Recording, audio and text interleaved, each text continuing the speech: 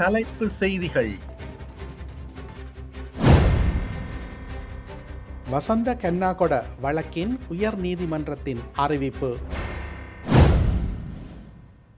தோட்டத் தொழிலாளர்களின் சம்பளம் அவகாசம் வழங்கியது அரசாங்கம். ஸ்ரீநேசன் எம்பி விபத்தில் காயம். அமெரிக்கா பயணமாகும் ஜனாதிபதி அனுர. புலம்பெயர்ந்தவர்களுக்கு எதிராக பிரமாண்ட பேரணி, போராட்டக்காரர்களுக்கு இங்கிலாந்து பிரதமர் எச்சரிக்கை. இனி விரிவான செய்திகள். கொழும்பில் 11 இளைஞர்கள் கடத்தப்பட்டு காணாமல் போனது தொடர்பாக தாக்கல் செய்யப்பட்ட வழக்கில் பிரதிவாதியாக பெயரிடப்பட்ட முன்னாள் கடற்படை தளபதி வசந்த கரணகொடவை வழக்கிலிருந்து நீக்குவதற்காக சட்டமா அதிபரின் முடிவை ரத்து செய்ய கோரி காணாமல் போன இளைஞர்களின் பெற்றோர் தாக்கல் செய்த மேல்முறையீட்டு மனுவை விசாரிக்க உயர் நீதிமன்றம் நேற்று அனுமதி அளித்தது. உண்மைகளை நீண்ட நேரம் பரிசீலித்த பின்னர் மேன்முறையீட்டு மனுவை விசாரிக்க உயர் நீதிமன்றம் அனுமதி அளித்தது. பின்னர் இந்த மேல்முறையீட்டு மனுவை ஜனவரி மாதம் 30 அன்று விசாரிப்பதற்கான திகதியை நிர்ணயித்தது. 2008, 2009 ஆண்டுகளில் கொழும்பு மற்றும் அதனை அண்டிய பகுதிகளில் 5 மாணவர்கள் உள்ளிட்ட 11 பேரை வெள்ளை வேனில் கடத்தி சென்று கப்பம் பெற்றுக்கொண்டு காணாமல் ஆக்கிய சம்பவம் தொடர்பில் வசந்த கரணகொட மற்றும் 13 பேருக்கு எதிராக முன்னாள் சட்டமா அதிபர் குற்றப்பத்திரிகை தாக்கல் செய்திருந்தார். இந்த நிலையில் 11 இளைஞர்கள் கடத்தல் வழக்கில் முன்னாள் கடற்படை தளபதி வசந்த கரணகொடவுக்கு எதிரான குற்றச்சாட்டுக்களை தொடர்ந்தும் முன்னெடுக்கப்பட போவதில்லை என சட்டமா அதிபர் கடந்த 2021 ஆண்டு அக்டோபர் மாதம் 13 அன்று மேன்முறையீட்டு நீதிமன்றத்திற்கு அறிவித்திருந்தார். முல்லைத்தீவு குமுளமுனை ஆறுமுகத்தான் குளம் கிராமத்திற்குள் நேற்று காலை புகுந்த காட்டு யானை ஒன்றினால் அப்பகுதியில் பெரும் பரபரப்பு ஏற்பட்டுள்ளது. காட்டு யானை ஆறுமுகத்தான் பாடசாலை அருகாமையில் மாணவர்களை நேற்று காலை துரத்தியுள்ளது. பாடசாலை மாணவர்கள் வராமையினால் பாடசாலை நிர்வாகத்தினரால் வலய கல்வி பணிமனைக்கு தகவல் வழங்கப்பட்டிருந்தது. அதனை அடுத்து சம்பவ இடத்திற்கு வருகை தந்த வலய கல்வி பணிமனையினர் சம்பவத்தை அறிந்து பாடசாலைக்குள் இருந்த 10 மாணவர்களையும் பெற்றோரையும் அழைத்து பாதுகாப்பாக அனுப்புமாறு கூறிவிட்டு சென்றுள்ளனர். பாடசாலைக்கு அருகிலுள்ள வீடுகளுக்குள் புகுந்து காட்டு யானை பொருட்களை சேதப்படுத்தியுள்ளது. ஊர் மக்கள் இணைந்து யானையை விரட்ட முடியாதமையினால் வன ஜீவராசிகள் திணைக்களத்தினருக்கு தகவல் வழங்கியதனை தொடர்ந்து சம்பவ இடத்திற்கு வருகை தந்த வன ஜீவராசிகள் திணைக்களத்தினர் யானையை விரட்டி அடித்துள்ளனர்.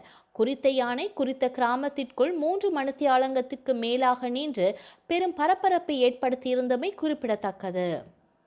தோட்ட தொழிலாளர்களின் ஊதிய உயர்வு குறித்து தங்கள் நிலைப்பாட்டை அரசாங்கத்திற்கு தெரிவிக்க தோட்ட உரிமையாளர்களுக்கு 1 மாத கால அவகாசம் வழங்கப்பட்டுள்ளது. தோட்ட தொழிலாளர்களின் ஊதியத்தை ரூபாய் 1700 உயர்த்த வேண்டும் என்று தோட்ட உரிமையாளர்களுக்கு முன்மொழியப்பட்டுள்ளதாக தொழில் பிரதி அமைச்சர் மஹிந்த ஜெயசிங்க தெரிவித்துள்ளார். தற்போது தோட்ட தொழிலாளியின் நாளாந்த ஊதியம் ரூபாய் 1350 ஆகும். இலங்கை மத்திய வங்கி அதன் 75வது ஆண்டு நிறைவை முன்னிட்டு 2000 ரூபாய் நாணயத்தாளை 2025 ஆண்டு ஆகஸ்ட் மாதம் 29 அன்று வெளியிட்டது. அந்த நாணயத்தாள் சுற்றோட்டத்திற்கு விடப்படும் என இலங்கை மத்திய வங்கி அறிவித்துள்ளது. புதிய நாணயத்தாளை தங்கு தடையின்றி ஏற்றுக்கொள்வதையும் விநியோகிப்பதையும் வசதிப்படுத்தும் பொருட்டு உரிமம் பெற்ற வர்த்தக வங்கிகள் அவற்றின் பணம் கையாளும் இயந்திரங்களை அளவமைக்கும் செயல்முறையை முன்னெடுக்கின்றன. இச்செயல்முறையின் முன்னேற்றத்திற்கு ஏற்ப புதிய நாணயத்தாள் உரிமம் பெற்ற வர்த்தக வங்கியின்கள் ஊடாக படிப்படியாக சுற்றோட்டத்திற்கு விடப்படும். மாறுதல் அடைகின்ற இக்காலப்பகுதியில் பொதுமக்களின் ஒத்துழைப்பை இலங்கை மத்திய வங்கி மெச்சுவதுடன் அளவமைக்கும் செயல்முறையை நிறைவடைந்துள்ளதுடன் புதிய நாணயத்தாள் அனைத்தும் வங்கிகள் மூலமும் தங்கு தடையின்றி பயன்படுத்தப்படும் எனவும் உறுதியளிக்கின்றது.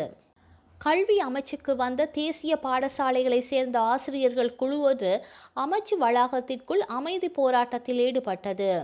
3 வருட தகுதிக்கான் சேவை காலம் முடிந்த பின்னர் தங்கள் குழந்தைகளை தாங்கள் கற்பிக்கும் பாடசாலைகளில் சேர்ப்பது தொடர்பான தீர்க்கப்படாத பிரச்சினைகள் காரணமாக ஆசிரியர்கள் அமைச்சகத்திற்கு வருகை தந்தனர். போராட்டத்தில் ஈடுபட்ட ஆசிரியர்களில் 10 பேர் சம்பந்தப்பட்ட அதிகாரிகளுடன் கலந்துரையாடலில் பங்கேற்க அனுமதிக்கப்பட்டுள்ளதாக தெரிவிக்கப்பட்டுள்ளது. இலங்கை தமிழரசு கட்சியின் மட்டக்களப்பு மாவட்ட நாடாளுமன்ற உறுப்பினர் ஞானமுத்து ஸ்ரீநேசன் விபத்தில் காயமடைந்துள்ளார்.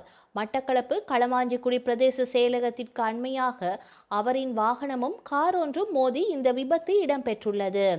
ஞாயிற்றுக்கிழமை அம்பாறை ஆலையடி வேம்பில் நடைபெற்ற இலங்கை தமிழரசு கட்சியின் மத்திய குழு கூட்டத்திற்கு ஸ்ரீநேசன் எம்பி சென்றுவிட்டு திரும்பிய போதே இந்த விபத்து இடம்பெற்றுள்ளது. இதில் காயமடைந்த அவர் களுவாஞ்சிக்குடி ஆதார வைத்தியசாலையில் சேர்க்கப்பட்டு மேலதிக சிகிச்சைக்காக மட்டக்களப்பு போதனா வைத்தியசாலைக்கு மாற்றப்பட்டுள்ளார். விபத்து தொடர்பான விசாரணைகளை களுவாஞ்சிக்குடி போலீசார் மேற்கொண்டு வருகின்றனர்.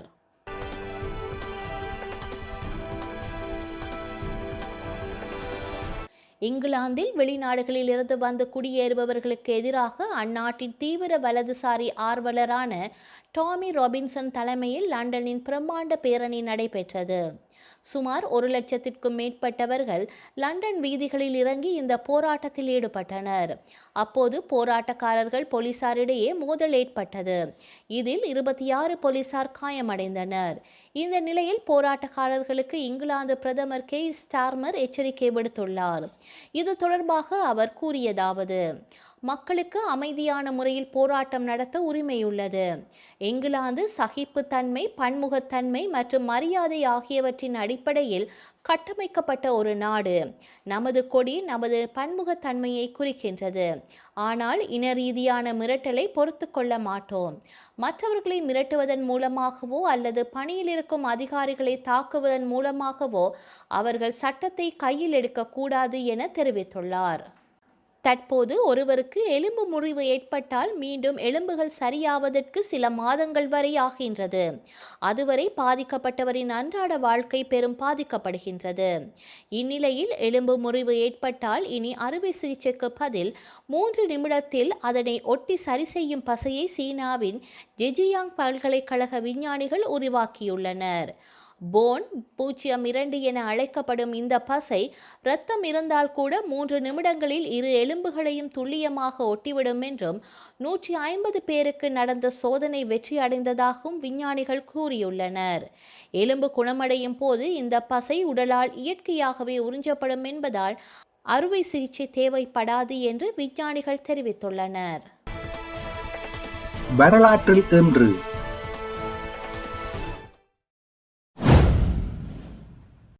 1992 பனாமாவின் முன்னாள் ஜனாதிபதி மனுவேல் நொரியோகோவாக்கு எதிராக போதைப்பொருள் கடத்தல் குற்றங்களுக்கான விசாரணைகள் ஐக்கிய அமெரிக்காவில் நிறைவடைந்தது. அவருக்கு 40 ஆண்டு சிறை தண்டனை வழங்கப்பட்டது. 1994 சின் பெயின் மற்றும் அயர்லாந்து துணை இராணுவ குழுக்கள் மீது 1988 விதிக்கப்பட்ட ஒளிபரப்பு தடையை பிரித்தானிய அரசு விலக்கிக் கொண்டது. 2000 இலங்கை முஸ்லிம் காங்கிரஸ் கட்சி தலைவரும் அமைச்சருமான MSM அஸ்ரப் உலங்கு வானூர்தி விபத்தில் கொல்லப்பட்டார். 2002 விடுதலை புலிகளுக்கும் ரணில் விக்ரமசிங்க அரசுக்கும் இடையிலான பேச்சுவார்த்தை தாய்லாந்தில் ஆரம்பமாயின. 2007 தாய்லாந்தில் 128 பேரை ஏற்றிச் சென்ற விமானம் ஒன்று வீழ்ந்ததில் 89 பேர் கொல்லப்பட்டனர். செய்திகளை உடனுக்குடன் தெரிந்து கொள்ள உடனே சப்ஸ்கிரைப் செய்து பெல் பட்டனை கிளிக் பண்ணவும். மேலதிக செய்திகளை தமிழ் தாய் இணையதளத்தில் பார்வையிடலாம்.